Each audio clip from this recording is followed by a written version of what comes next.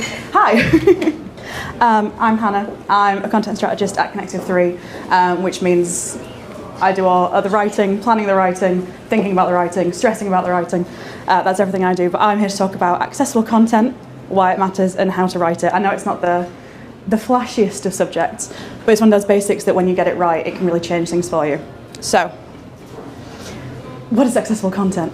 Well, content is everything that we as a content team would write, so maybe some of you write it as well. Blogs, landing pages, guides, anything like that. Accessible content is taking that content and making it accessible. It's shocking, I know. Essentially, it means that the content you're writing should be available to the widest possible audience. It's about creating universal content that everyone can access, that they can read, that they can enjoy, that can be useful to them. That slipped on a bit faster than I thought it was gonna. Why does it matter? It matters because not only is it important that everything is accessible on the internet, but also that it's going to keep doing that. It's going to get annoying. It's going to benefit your SEO. As a content team, we do a lot of work with the SEO team. We're heavily embedded in, and the reason that accessible content is really important is a couple of reasons. So one, Google, our Lord and Master, wants us to create content that's useful to a user.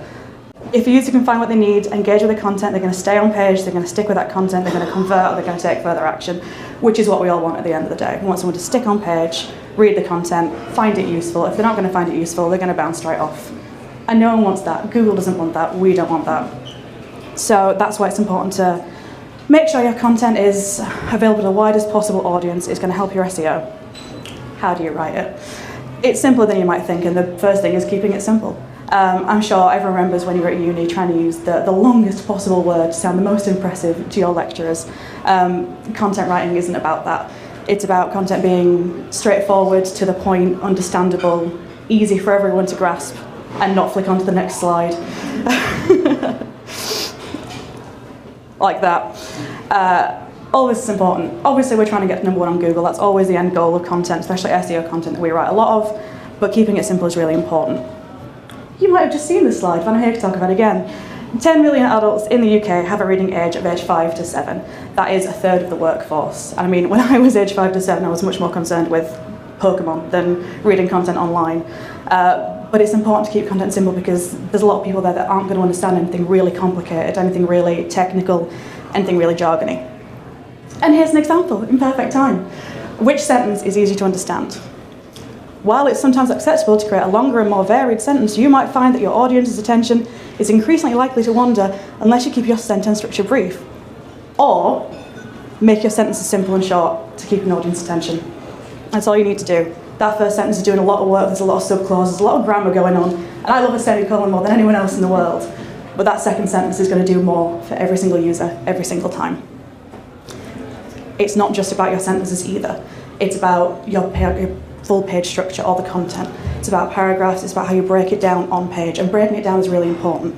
So any user is going to jump onto a page and see a huge wall of content, is going to be like, nah, I'm going to find something else a little bit easier to read. That's why it's important to break it down. 50% of users are going to spend 15 seconds or less on a page when they enter.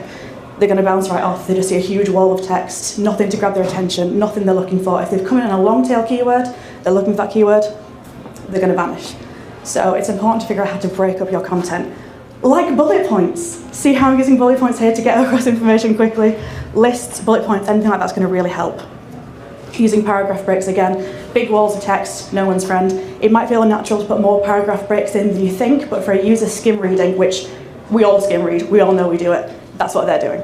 And use your headings to signpost information. I'll talk about this again later. I love a heading, but that's your top 3. Here's an example. This is a beautiful, completely non-generic piece of content. And it's doing fine, it's doing a good job. It's okay, it's sitting there, it's talking about the things it needs to talk about, but it can be better. With some really little changes. Add a heading, add a bullet point list, use formatting like bolding to make things more accessible. Someone's going to see that and understand it so much faster than anybody else. Ditch the jargon. Unless you're writing really technical sort of copywriting, or you're doing B2B and you know there's a level of understanding in your audience, you don't need to use really complicated jargon.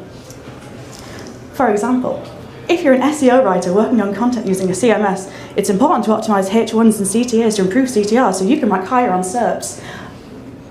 I would have understood that 2 years ago. I barely understand it now. So it's really important that you're not using complicated jargons or acronyms like this. If you are using acronyms, explain them more than once. It might seem unnatural, but it's going to make it really easy for your audience to understand what you're actually talking about. Here's an example. This is one of our clients, Lowell, who are a debt company. They deal with a lot of difficult subjects, debt, finance, things like bailiffs that no one wants to talk about. And their main thing is that their audience's reading age is 11. That's what they're pitching at, which is really daunting for a copywriter who wants to do like a really good job and impress the client, and you have to keep your sentences the most simple you've ever seen. So this is some of the work we did for them. We broke down the content, these big, heavy, difficult subjects, as much as possible. We used short sentences, simple sentences, dropped the grammar back. I stripped out so many semicolons, you have no idea, and really broke it down to make it a lot easier. It helped to shift the brand perception. It was content that spoke to the audience where they were. It was accessible, it was helpful. So the next thing is creating a hierarchy, which is where my beloved heading tags come in. So this is essentially looking at the content on page, adding in your H1, H2, H3s. If you don't know what they are, that's a HTML asset you can add in when you're HTML editing or using a rich text editor, essentially.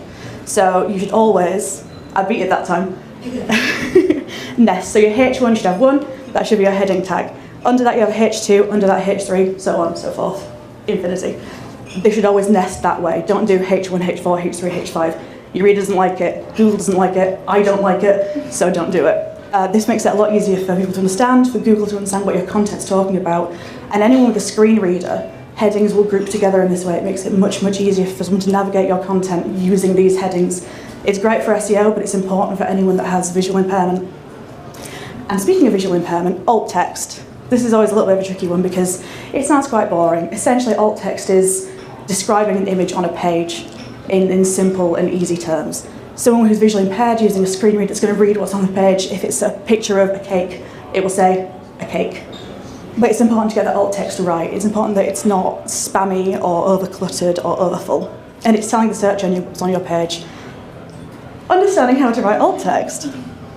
It should be simple, it should be short, it should describe what's there, and it should be helpful to someone who's using a screen reader. It should flick on one slide at a time, every single time. Don't shove keywords in. A lot of SEO guides will say use keywords in your alt text, and if you can and it's natural, it's genuinely the one you're going to use anyway, go for it. Otherwise, don't stuff it in there. It's spammy. Google doesn't like it. So use the keywords only if they're appropriate. And you don't have to say image of. When you're writing alt text, it's simply to go like, it's an image of a cake. The screen reader knows it's an image of a cake. It's going to say, here's an image of a cake. No one wants that. Here's an example. This is my cat. This is Mina. That is how I would write alt text if I was describing that image of Mina.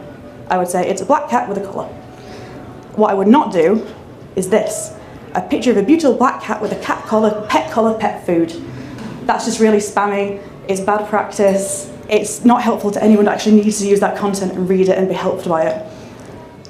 And that's it from me. That's a very brief run through. Pretty much bang on 8 minutes of accessible content, why it matters, and some tips for how to use it.